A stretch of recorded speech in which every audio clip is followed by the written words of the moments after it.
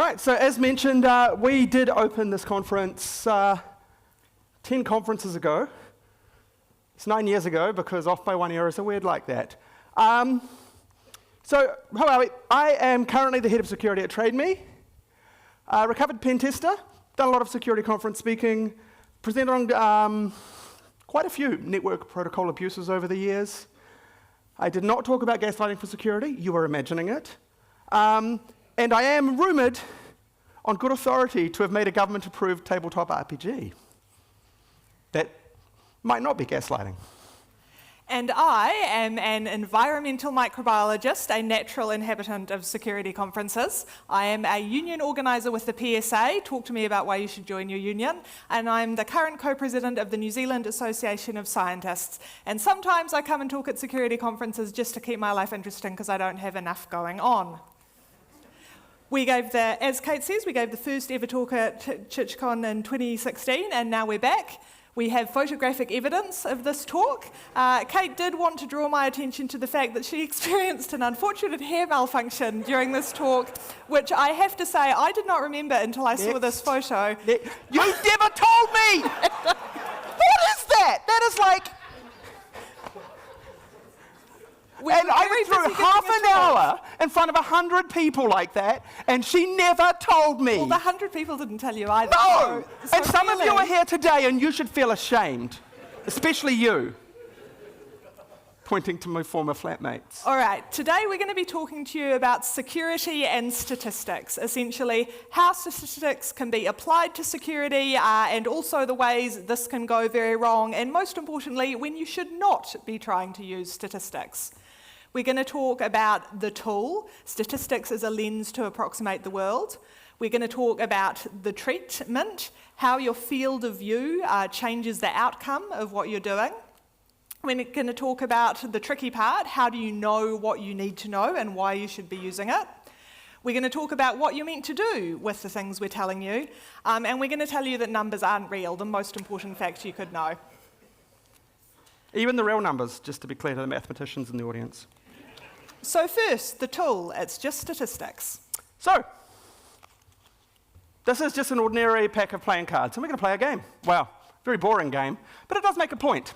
So, Lucy, pick a card. Any card? Not that one. No, not that one. Sure. All right. I'm going to put the rest of them away. Lucy will show you what it is at the end. Rest assured, this is not a trick deck. There is no sleight of hand. Is there? Do you need to know that? I don't know yet. Let's find out. Let's find out. So, really, really simple. We Lucy's picked a card. I don't know what it is. I haven't looked at any other cards in the deck. I need to work out what it is. What can we assume about a standard deck of playing cards? Well, we can assume there are 52 of them. Excluding the jokers. For this game. They are in two colours. They are red, they are black. 4 suits.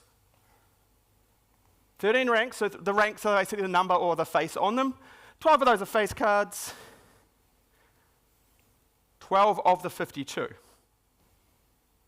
There are 40 cards with numbers, including an ace. 20 of the numbered cards are even, 20 are odd. All right, what can we assume?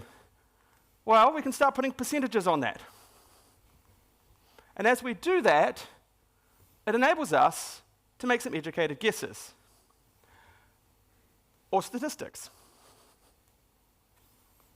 So, I can find out what it is using statistics. Lucy, do you need statistics to know what your card is? No, I don't, because I'm looking at it. Are you sure?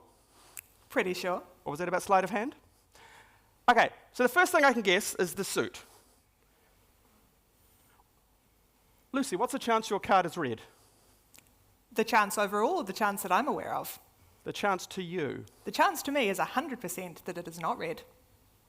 Why did you phrase it that way? Okay, so it's black. It's black. So I started with a 50% chance. It is now a 100% chance that it is black. Okay, cool. So I'm starting to narrow down possibilities. Is it spade? Correct. Okay, so now I've got down to a quarter of the deck. We're down by 75% of possibilities. Well, rank. Now this is one where we will find out whether we go down the easy path or the hard path. One of them involves like graph theory, and there's a whole explanation and binary search. The other is easy. So let's work out the rank. What is the chance it's a number card? Well, we know that it could be one of 13 ranks. I asked you your view. 100% that it's a number card. Oh, God, really? Yes. That's the hard part. Okay. So The cards are the cards. what is the chance it's even? Also 100%. So we have an even-numbered spade. Okay. I can't go down the easy path.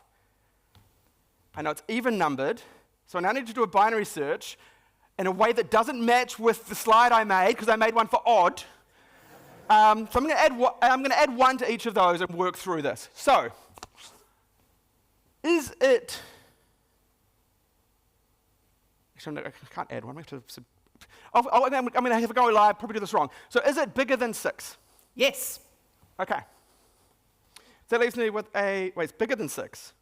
Correct. Why did you say yes? Should you have said... Anyway, I asked the wrong question. So, bigger than 6, that means it's either an 8 or a 10. Is it an 8? No. Cool, so I know there's a 50% chance... Wait, no, I know it's 100% chance it's a 10, because that's the only possibility left. And it is indeed the 10 of spades. So I could work through that by narrowing down probabilities as I learnt more information. Lucy could just be smug the whole time. So, that was a lot of questions for something that was quite simple.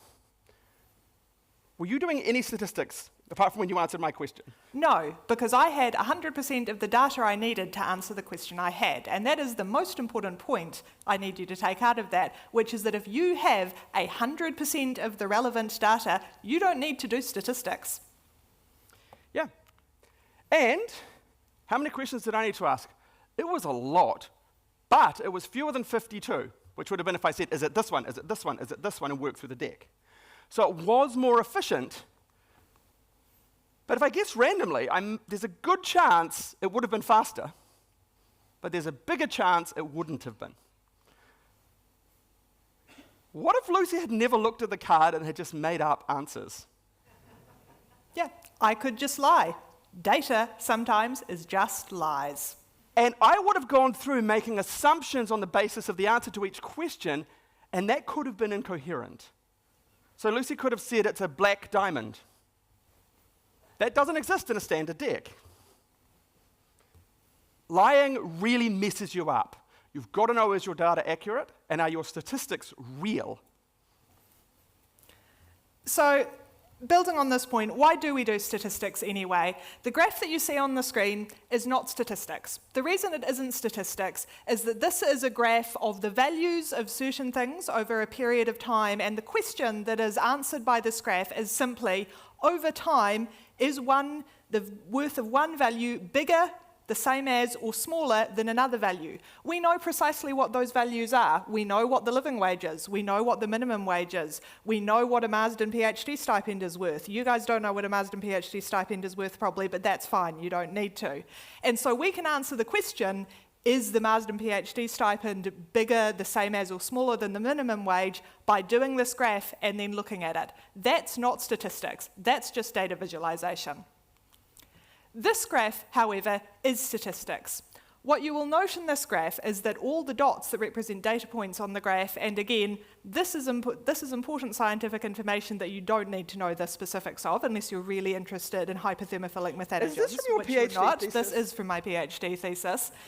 Those dots have bars around them. These are error bars, and what that means is this data was derived by sampling a whole lot of information from a larger population, doing experiments, and then coming up with an average of the samples. Therefore, in order to determine whether the averages for one group are different from the averages of another group, we actually have to do statistics on the data to figure out the probability that they are really different, because we do not have a real data point that we can confidently point to, because this is biology, and biology is fucked. It is certainly the messiest science. So really the important thing here is that if you can find data where you do not need to do statistics, because you can just look at the data and you can see the visual difference in it immediately, or you know the data is precise, as this graph points out. So this is an XKCD cartoon, and this is real data from the first test of the COVID vaccine. And the point is that when they did the first test of the COVID vaccine, essentially everyone who got the vaccine didn't get COVID after 2 weeks, and everyone who didn't get the vaccine did get COVID. No. Was more likely to. No, that is the data. Look at the data. What the data is showing you is the people who got the vaccine were a very small number of them were getting COVID, so the line is essentially flat. The people in the placebo group who didn't get the vaccine were getting COVID at a very high rate. So if you can get data that's good enough, you don't need to do statistics on it. And we really want to emphasize that's always the goal. If you don't need to do statistics, please don't. So coming back to the first graph, again, this isn't statistics. This is a graph that is communicating something that is important, and it doesn't need to be. So if someone tells you that you need to do statistics in order to prove a point, just always consider, do I actually need to, or can I just look at what I've got? But this is a security conference, so I need to map this back. What you look at changes the outcome of what you measure quite dramatically. So many of you will have heard this. You've got your known unknown knowns, your known knowns, your unknown unknowns. Anyway, okay, fine. Quiet down, Dick Cheney. Where'd the other slide go? Okay, cool. We'll skip a slide in there. Cool. So left to right, we have how much you understand, how much you know.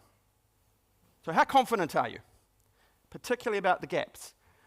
Bottom to top is how much that represents reality. How good are your data? Let's take login attempts. You know, one of the most simple things that is a binary choice you might make in security. You probably know most of the total attempts made to a pretty good accuracy. You don't necessarily know about the ones that failed in a way you didn't measure. So you will know how many people put in a wrong password. You very rarely will find out how many people put in a wrong username, because you don't often measure that in the same data set. Your total accepts, how many people you let in. You've generally got pretty good data on that for certain types of measurement of an authentication system. Your total rejects, that's how many people you kick back. You usually have a pretty good idea on, but you're getting less confident. You might miss things, like things failing because they called the wrong API endpoint, or things failing for something that's not quite related to authentication check.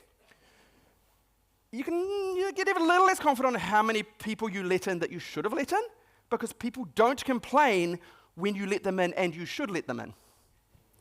And they especially don't complain when you let them in and you shouldn't have let them in. That is probably, of all of this data, the thing you can be most confident about in a real world is you will hear when you reject the legitimate users wrongly. Of all of the data, anyone who's worked in a real company will tell you that is the one that you will never hear the end of. And then the ones that you reject that you should have rejected, you'll be less confident of because they don't complain. And the ones that you accept that you should not have accepted, the people you let in who you should not have let in, you are the least confident in. Unless they are pen testers. Good pen testers who follow the rules of engagement and scope appropriately and talk. Never mind. All right, but wait, security, don't we focus on the stuff, that last couple of things, the bad guys? Aren't the imposters the ones we care about? Yeah. That's a problem. That's a real problem, but it gets worse, because not only do you have that little problem of knowledge, but the vast majority of your users are not attacking you. And the vast majority of events in your logs are not attacks. If they are, that's a different problem, which I will discuss later. I mean, honestly, there are two ways that could manifest. One is you're very, very infested. The other is you only look for it when you know it's bad, in which case, what are you doing? Okay, so the first one is asking the wrong question. That's a subtle one, but as people generally get, there's a difference between asking two questions. The most dangerous thing people do in security with statistics and alerts is this one. They take an answer to a different question and they apply it to the question they wanted to ask. We'll come back to that. So, in statistics, you have a concept of sensitivity and specificity. So sensitivity is, given a bad thing, what are the chances this test will go, that's a bad thing? That's often what you optimize for. Does it pick up the bad things? Okay. Unfortunately, that's really, really easy to optimize for with a 2-line statement. Is it bad? Yes. It will catch every single bad thing every time without fail. But it will fail at the second thing, which is specificity. Of the things it finds, how many of them are bad? Because that will be far, far less useful. If you put 100% of people in jail, you will have no crimes because everyone will be in jail. Apart from the jailer's crimes. We won't get into those. All right, so you can maximize one of them by alerting on everything and the other by alerting on nothing. Neither of those situations is particularly useful. So in a SOC, in a security operations center, realistically, the thing you worry about with accuracy is what I have in front of me useful? Is it helping me achieve a goal? And if it's in front of me, is it wasting my time? So generally you care about, given something in front of me, what is the chance it is useful? And so the working definition I would tend to encourage people to use when starting out, the accuracy you care about is not, does it catch the bad things I can imagine, make up, and test with? The accuracy you care about is, of the things it alerts, how many of them are bad? How much time do you waste? Because you will drown if you are dealing with noise. Noise will kill you.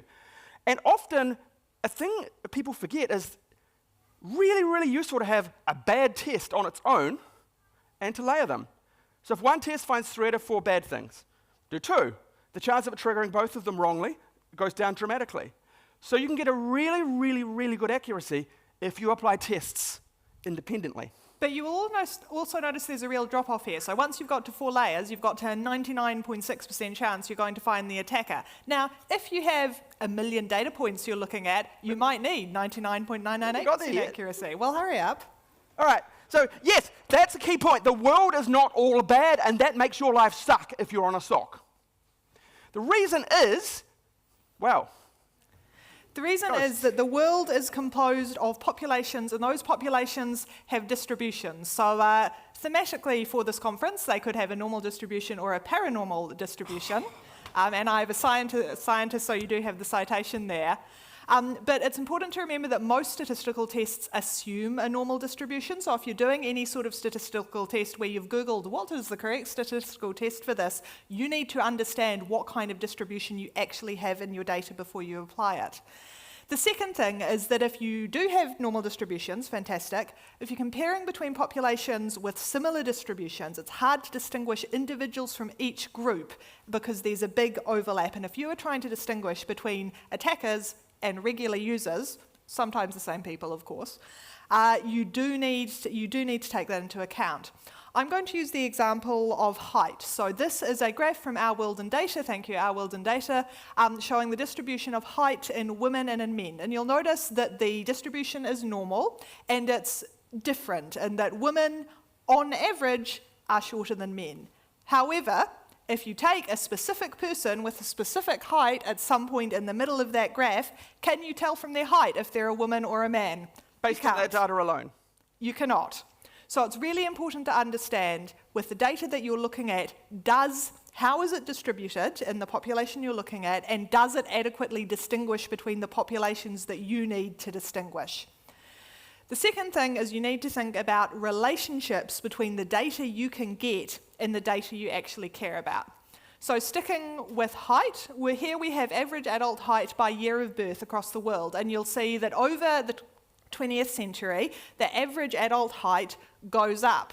However, the average adult height going up worldwide is not caused by time progressing. This is not a case of evolution where humans are evolving to become taller over the 20th century, even though we know that height is actually 80 to 90% determined by your genetics. Height is going up because of healthcare and nutrition, because the genetics determine how high you could grow, and healthcare and nutrition, particularly in early childhood, determines whether you will get that tall. Bringing it back to your area of expertise, you really need to know the data that you're measuring, what is its actual relationship to the data you want to have, and is it just a proxy where potentially you're looking at a data point that's correlated with something, but actually both things are correlated with a third thing? You need to know stuff like that, or you have, frankly, no business trying to do statistics. Well, and even on that earlier height by that height graph, if you were comparing people who are 80 years apart, that graph's going to be very different. All right. So, remember I mentioned bearing all that in mind, the world is not all bad. Well, most of the time, most of your users are not out to get you. I'm not going to make an obvious joke there. So if it's 50-50, yeah, you can actually rely on a test that has a 90% chance of finding an attacker, sensitivity, and only a 1 in 10,000 chance of wrongly identifying something that is not an attacker. That's useful if it's 50-50. Equal numbers of bad and good. Okay, 1 in 10, still looking pretty solid. 1 in 100, I can manage that. 1 in 1,000, starting to look a bit shaky. Uh-oh. If only 1 in 1 million things you are testing is a bad thing that you're looking for, that sort of test will probably find it. But it will, however, find, call it 100 good things at the same time. The prevalence of the thing you are looking for dramatically influences how useful your test is. There's the whole table. And it collapses quite fast. So I work for TradeMe. We have 50 billion log events a month. The majority of them are not bad. The sensitivity we have to a test or a security check that is going to fire false positives is incredible. That's 1 in a million. A billion is 1,000 million. So we're talking 30,000 times lower than that. So 1 in 10,000 is not nearly good enough. If it's not 1 in a million or less in terms of false positives, it is probably useless to us in isolation. 1 in a million false positives? No one talks about that in security. You have to get that precise, or you drown in alerts. It's painful. All right, so the false positives really, really hurt, because most sets of logs do not only contain bad things, and when they do, it's not necessarily what you're looking for. So, this is your one. Yeah. Probably not. To dig deeper into the idea of priors means that when you are thinking about a data set, you have to think about the other knowledge you have about that data set, such as the knowledge that almost all of the people in your logins are probably not attackers. If you have a headache, you do not automatically assume you have brain cancer. Well, some people do automatically assume they have brain cancer, but those people are most of the time going to be incorrect. And may have a different problem. And may have a different problem. The thing is, the testing and treatment you do, both in this medical context and the security context, have costs, and you as security professionals have to make decisions about whether the costs of the testing and the response are actually going to be justified by the prior probability that you have a problem in the first place. A slightly esoteric example of this that I'm going to get into. You may or may not be aware that New Zealand has a bowel cancer screening program. So a few years ago, some advice was put together on, we have a limited amount of money to spend on bowel cancer screening. How can we best target it? And the advice was come up with that based on prior probabilities, actually targeting specific groups in the population for more screening earlier was going to prevent specifically more deaths, because there was prior information that those people had higher rates of bowel cancer. Whereas if you applied it across the whole population, you'd still prevent deaths, but you would prevent significantly less deaths for the same money. So you absolutely have to consider, what do you know about the populations, the logs that you're looking at before you do anything with them. Yeah, false positives aren't free and harmless. Even if you have the resource in your team or your poor outsourced SOC to manage it, if your data quality goes too low, the best you can hope for is the data will get ignored. The worst you can hope for is everyone there will quit within a month and you will get no stability of knowledge. Even in an outsourcer, if you send bad data, humans don't like that. Now, machines don't either. But for the moment, LLM agents don't give opinions on that stuff unprompted. Unprompted. They have opinions if you ask. This, I guess, is another key thing we want to get to today. And this, as a security professional, is something that is uncomfortable to say. You see a risk register that's like probability, impact. Do they put a percentage on it? Ask them to explain it. Where does that come from? I bet you it's vibes. Lucy? This is your slide. Oh, this is my one. Yes. So, probability and impact, not only are they kind of vibesy, but they are not equivalent. So, if you have 2 million angry geese after you, you're in trouble. You are probably in more trouble with 2 million geese than with 2 Titano geese. One of those can be dealt with far, far more easily than the other. Please show them the graphic. Okay, honks and honkers, honks and honkers. All right, honks and honkers. All right, 2 Titano geese versus, I did not put a million there because slides don't like it.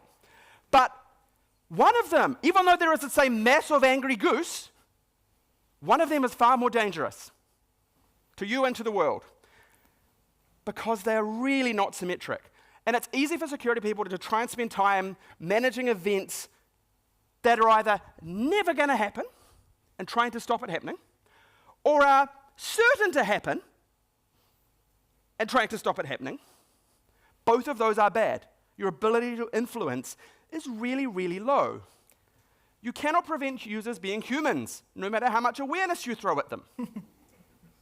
Links are made to be clicked, emails are made to be opened, etc. You cannot, on the other end of the scale, like get someone to put 15 cosmic rays at the right memory bank of the right server to get rid of that thing. You can't manage some probabilities, even if they are logically, technically possible, maybe. That's not useful to target. Similarly, people often will try and manage the impact of an event. If you can absorb the impact comfortably, don't fixate on it. If you can manage a small thing going wrong in some space, don't try and manage it. So, multi-factor is actually a really interesting way security industry does this. Multi-factor is saying, okay, we can't stop the username and password problem, but we can make it so that we can absorb the impact of the bad username and password alone. You can absorb that part of the problem. Don't manage someone else's risk either. I have seen nuclear war on risk registers by companies who rely on national currencies for their measurement of worth. The problem is not the nuclear war. The problem is money has no value here. Trying to manage the nuclear war impact or probability is not useful, because a lot of the bigger things are collective action problems that society as a whole needs to do. Such as 2 Titano geese. Yeah, exactly. 2 mega geese, someone else is dealing with that. And they have ways to do it. They have tanks, they have planes.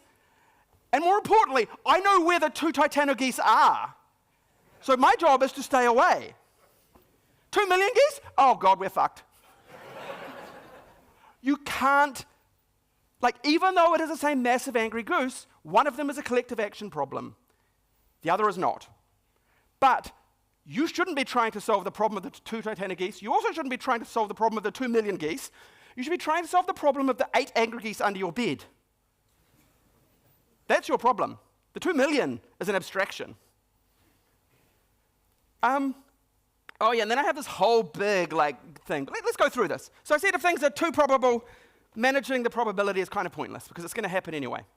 And if they're too big, trying to stop it being big will just make it less big. 2 times out of business, 2 times dead is not better than 1 times. So trying to measure degrees of catastrophe is pointless beyond a certain level. Security vendors love to sell you on things that are right up there that probably will happen, But if they do it will definitely hurt. Security teams spend time arguing about things that are almost certain to happen, but we don't know if it's going to be serious or not. Security products actually find things that are kind of like, yeah, I mean, I guess it's not likely to screw us on its own. Like, they're full of it. What's never going to happen to you is right there. Like, it's a big thing, it's almost certainly going to happen, but it's never going to happen to you, so don't worry about it. The media publishes a lot on the unlikely but catastrophic. Risk registers are full of things that are neither. Except for the things that there are a few things that are vanishingly unlikely but quite big. And of course, what actually gets you hacked is a combination of things that sort of come from all over the place but combine together. Focusing on any of those in isolation is missing the point. Risks combine. So trying to manage probability and impact and put percentages on them is not a useful path. You know it's a once-in-a-generation issue or a once-a-year issue. Whether it's a once-in-a-year issue, once-in-a-5-year issue, once-in-a-10-year issue, it's probably immaterial unless you're planning to cash out in the next 18 months. If you can actually manage things, that's when probability comes in. Things you can test, measure, or assess. Because hasn't killed me or anyone I know so far isn't statistics, it's vibes. And that is what a lot of security stuff ends up being, unfortunately. I'll skip that bit. Okay. So again, if someone puts a number on it, that does not mean the number is real, and you need to ask where the number comes from. The other thing you have to think about when you're talking about numbers, okay, the number may be real, but if you're using the number to answer the question, you have to have a question or a hypothesis, if we're going to be scientists, in the first place.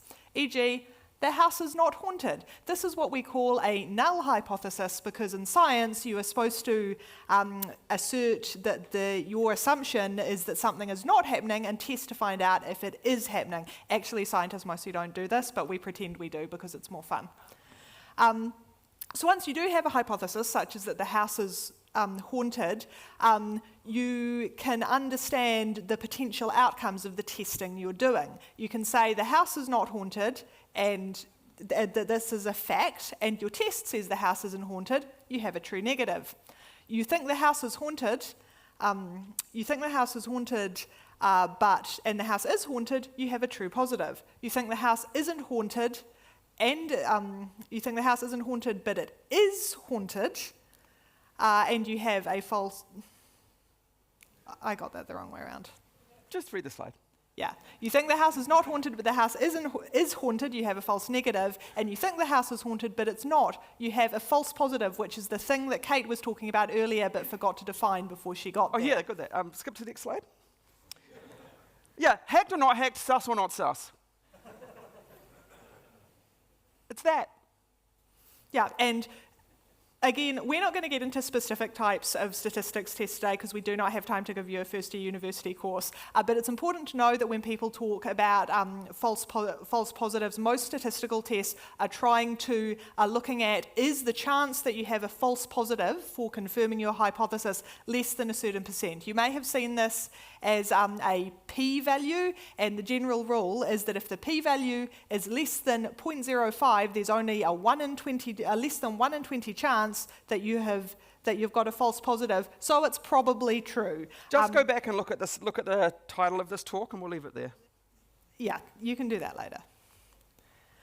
So the important point here is that the questions matter. You have to define the question you're asking before someone throws numbers at you. And again, if someone throws numbers at you, you should always be asking, what is the question they are trying to answer with those numbers, and is it even a good question?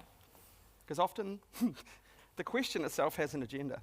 But, so we said there'd be a bit of teaching here, and we'll see how we're going for time. Okay. So I work in security team at a large company. I've also done a bit of work supporting some of the fraud and scam work. There are two types of things that I tend to characterize in terms of rules or indicators of badness. One is what I'm calling generic. Those are things that are general symptoms, but may not be specific to a particular attacker, attack, or outcome. So something like the password was recently changed. That immediately means there's a higher chance of something funny going on with that account, but on its own, it doesn't tell you anything about what that could be. because your ultimate question in that scenario is this an attack? And knowing the password was recently changed does not answer this question you're actually trying to ask. Because users change their password all the time, but most attackers do that when doing certain types of thing. So, then there are the targeted indicators. These are things that indicate a very specific problem. Something like a customer complaint comes in saying they did a specific thing. That is a hyper-specific indicator telling you something specific about a specific MO or attack chain. Not nearly as noisy as a generic indicator, but it is so specific that it might miss things. All right. Generic indicators, those very general things, they're very good to do that first screen of your data to decide what you need to apply the specific tests on. So, as I said, new accounts, dormant or stale accounts, new logins, new IP, user agent. These are things that most people in security will be familiar with. That's changed. That is different. That is something that signals something might not be right. Generally well understood, publicly available, not specific to your environment, though they can be user-specific. But they are really, really noisy because users do weird things. Really weird things. So you want to set alerts on generic things that you know most of your things you're looking for will do. And that will actually also stop attacks you didn't even know about. Because there are certain things that attackers or around vulnerabilities or exploits, there are certain things that happen that indicate something is off. So, using elevated privileges. Moving very fast through a network or interacting with a lot of systems. Password changes when the password isn't about to expire. It's really, really useful to look for sus behaviors. It's both obvious and non-obvious. But how many of you change your password before you have to? I suspect not many. And this is getting back to what Kate talked to earlier about layering tests, right? If one of these things is happening, you probably don't have a problem. If all of these things are happening, you probably have a very big problem. Yeah, and then you get errors and crashes and things like that. And Kate hits the wrong button. All right, continuing. So yeah, these things on their own don't indicate much. And then you get to the specific ones. These are the fun ones. These are the ones that are amazing to present on at conferences. They're massively useful, but they're also the most fragile because attackers can learn and adapt. They do not have a halo effect. They either work or they don't. They don't generally solve a different problem. If you put in something around, say, users who change their password, you're going to catch other types of attack you weren't even trying to catch. But if you put in something that's looking for a particular type of abuse, you won't stop it. But these are hard. You need to get data, you need to form and test hypotheses, you need to sample your data, and you need to realize, this is one the pen testers in the room will be very familiar with, not finding something looks the same as there being nothing to find. One is incompetence, one is either bad luck or a good customer. They look the same. A test that works but has nothing to find, and a test that is bad at finding things look the same in terms of output. You need to have multiple cases because you need to validate things, understand what bad is, understand what not bad is. And that's a problem a lot of vendor products fail on. They say this is bad, and you're like, okay, cool. Under what circumstances might this not be bad? They never tell you that. They tell you how it could be bad, they tell you how it maps to MITRE ATT&CK. Great! What is a legitimate explanation for this? And that comes back to understanding the population that you are actually looking at and its actual characteristics, as opposed to the population that the vendor assumes you are looking at. This is what you need regression. Regression analysis means looking back in time over the data and saying, what would it have found? Would it have found what we wanted? Roughly? It means is one thing related to another, directly.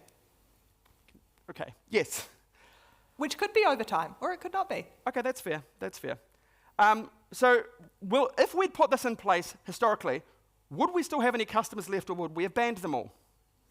Would we have locked out every user on our system? These are things that sometimes do not get done and cause very unfortunate incidents. Will this drown us in noise? Will this actually find what we want when we know it's there? And can we work out something that is a comically simple way to bypass it and is obvious? You can have an amazing test and the attacker's like, oh, I just reset my router and suddenly it works. Trivial bypasses are very, very fragile, and they're very easy to do. All right, so this is where it all ties together. You do not need to think about any of the numbers. The key thing here is, across the top, do normal users do this? Left, always. Right, never. Top to bottom, do attackers do this? Top, always. Bottom, never. So at the top left, everyone does it all the time. At the bottom right, nobody does it all of the time. No, rephrase. Nobody does it. Nobody ever does it. Yeah, that. And the thing is, you might think that's symmetric, but take that thing earlier about population density, and it's not. Because that attacker's prevalence is probably thousands to millions of times lower. I hope it's millions. And so, when you're looking at this, you think, okay, so the things in the bottom left are super useful. Things that normal users always do that attackers don't. Really, really useful. Things that normal users never do that attackers always do. Again, super useful. Back to the bottom left. Things that attackers mostly don't do that normal users always do, it's not much use. Because you have far more normal users mostly not doing it. The nuance here matters. Anyway, tying this all together, those areas of things that normal users mostly don't do and attackers mostly do are really dangerous places to set alerts. But there's one of them that's worse. That one. Things that normal users mostly don't do that attackers always do. So, if you have 1,000 attackers always doing this, you have 1,000 hits. If you have 1 million attackers doing it one time in 1,000, you have 1,000 hits. If you have 1 billion users, you have 1 million hits, with 1,000 of them being attackers. So it dilutes really, really fast if you don't allow for the fact that most of your users are not attackers. Sensitivity and specificity. False positives will kill you in a real data set far faster than false negatives. Yes, the things that get through are a worry. But you're never going to find the things that get through if you're looking at 1 million alerts a day. And you can do some sort of multi-layered things where you focus on one part of this and then another part. No, it's too early in the morning for that. So, not everything can have a hyper-targeted alert. You wanted to, you can't. For the things you can't, first of all, does this look sus? Does it smell off? That will narrow your pool down, probably by a factor of 100 to 1,000, which immediately reduces the effect of false positives. By adding that initial screening, then you apply the test and say, okay, from this bucket of strange-looking things, which ones of them are actually rotten and which ones are just unlucky? And make sure you have a good hypothesis as to which that is. That's fair. Because if you don't filter, well, it's nasty. Oh man, there's no sound. There was a PagerDuty alert sound in there, and I would have known who was on call, but it didn't fire. So you're welcome. Yeah, I would say most times people quote statistics in security. Not all, but most. It's vibes. Something weird's happened with the slide there. It's meant to be the other way around. The best you can hope for is professional judgment. But a lot of the time, it's professional experience, understanding of your network, understanding of the documents you happen to have read. What does your threat intelligence say today? Yeah, you need to account for that prior probability. The other important point here that we want you to take away is that evidence or database decision-making doesn't really exist. This is because the decisions you're making as security professionals are already constrained by why you are making a decision in the first place, what you've decided the decision is about, what questions or hypotheses you have that are leading you to informing the decision you're making, what responses are available to you once you have answered the questions you have, and your values and priorities, like why you're thinking about any of this in the first place. Data can't be held accountable for making decisions. You are accountable for making decisions, and when you make those decisions, you can use data and statistics to inform the decisions you're making, but you absolutely have to keep front of mind that you are just using the data and the statistics to play into a process that is always going on, that is already going on, informed by a wide variety of other factors, and those are equally important and real as the numbers, which aren't real. Numbers aren't real. They are often an approximation of the real world. You're very lucky if you can find numbers that are actually depicting the real world accurately. Decisions aren't about just numbers. Values and costs are not value. You put that in, please elucidate. The value of a number does not mean the worth of the thing it's measuring. Thank you. In any part of the world, things always have trade-offs.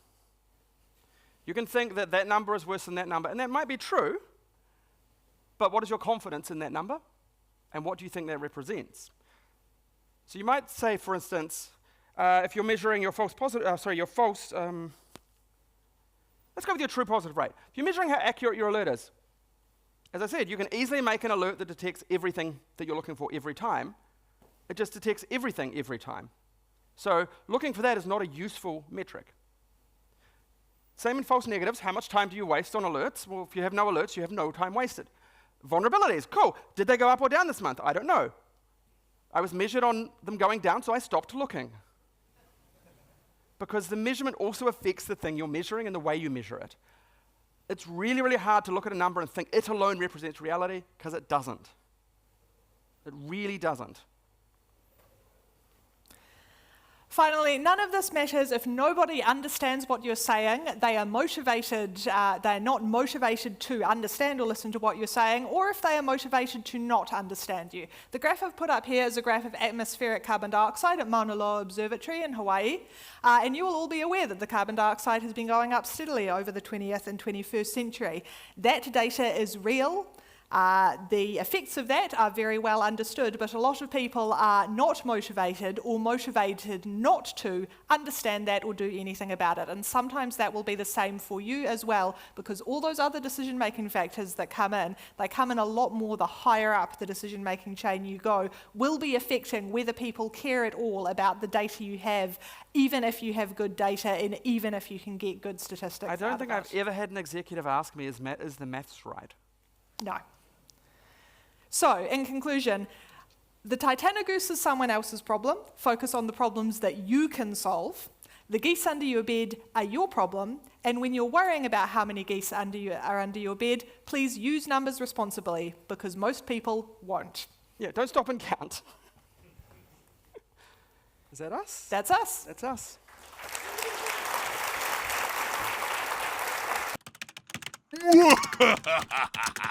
I am a super genius.